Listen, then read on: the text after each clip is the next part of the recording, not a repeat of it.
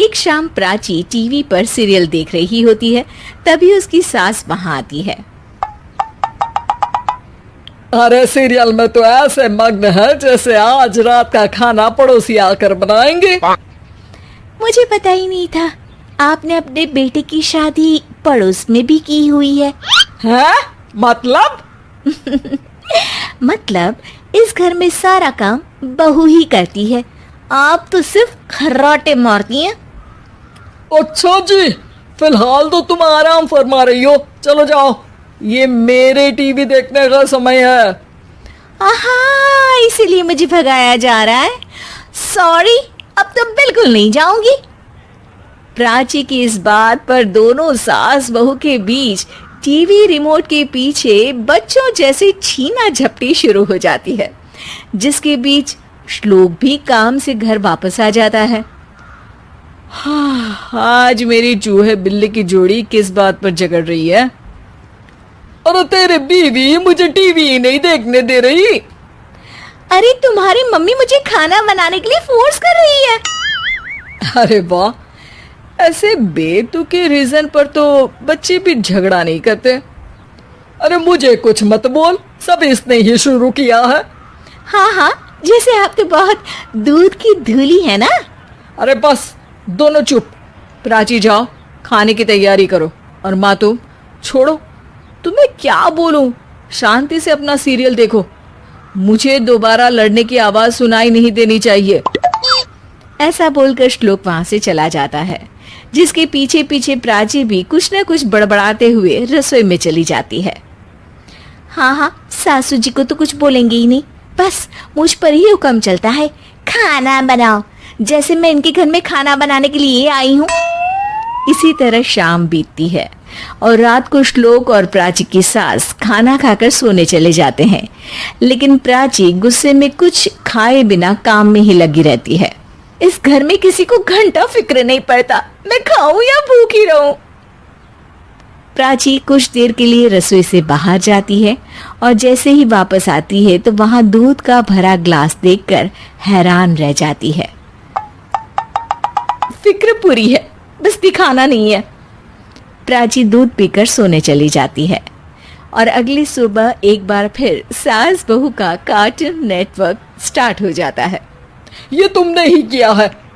अरे अजीब जबरदस्ती है, मैं बोल रही हूँ मैंने कुछ नहीं किया। दोनों ने मिलकर पूरे घर को पागल खाना बनाया हुआ है।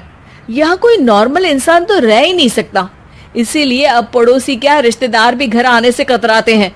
और सुन बेटे, तू भी चंगा, तेरी माँ भी चंगी, तेरी बीवी भी चंगी, रिश्तेदार। हाँ जी, आपको नहीं पता क्या, गंगाधर ही शक्तिमान है, रिश्तेदार ही। हाँ हाँ, बस समझ गया। कभी जानवरों जैसे लड़ेंगी तो कभी जुगलबंदी करेंगी। भाई मैं आप दोनों के बीच में नहीं फंसना चाहता। सास बहू की इस मनमौजी जोड़ी से परेशान होकर श्लोक अपना सिर खुजलाता वहां से चला जाता है। चलो अब मैं भी कीर्तन में जा रही हूँ। इस पर जैसे ही सास कमरे में अपना पर्स लेने जाती है तो वहां नाश्ते की प्लेट रखी देख मुस्कुराने लगती है और नाश्ता करके घर से बाहर निकलते हुए कुछ पैसे टेबल पर रख जाती है, जिसके कुछ देर बाद सिलेंडर वाला घर आता है। ओ मोरी मैया, मैं सिलेंडर के बारे में तो बिल्कुल भूल ही गई थी। घर खर्च के सारे पैसे भी मम्मी के पास है और श्लोक से बोला तो उल्टा 4 बात सुनाएंगे। प्राची ये सोच ही रही होती है कि अचानक उसका चेहरा चमक उठता है और वो घर में आकर इधर उधर देखने लगती है। तभी उसकी नजर टेबल पर रखे पैसों पर पड़ती है, जिन्हें वो सिलेंडर वाले को दे देती है। ये सब श्लोक देख लेता है। अच्छा बेटे, इतना बड़ा घोटाला, सबके सामने मैं तेरी दुश्मन और पीठ पीछे तेरी मेरी यारी। इस पर श्लोक एक प्लान बनाता है और शाम को सब एक साथ बैठे होने पर बोलने लगता है। माँ, तुम दोनों की बहुत लड़ाई होती है, इसलिए मैं सोच रहा हूँ कि प्राची को उसके घर छोड़ाऊं।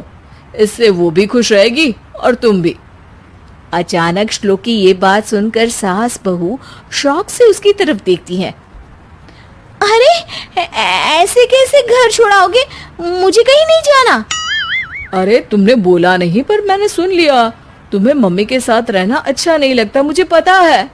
अरे वो अरे, जब बहू खुद कुछ काम बोले तो वो तुझे सुनता नहीं, और अब जो इसने बोला ही नहीं वो तू समझ गया। जब उसे नहीं जाना तो फिर जबरदस्ती क्यों कर रहा है? अच्छा, फिर आपको मौसी के घर छोड़ाता हूँ। बस अब आप दोनों एक घर में एक छत के नीचे नहीं रह सकती। मैं इस टॉम एंड जेरी की जोड़ी को और नहीं झेल सकता। है? ऐसे कैसे नहीं रह सकते?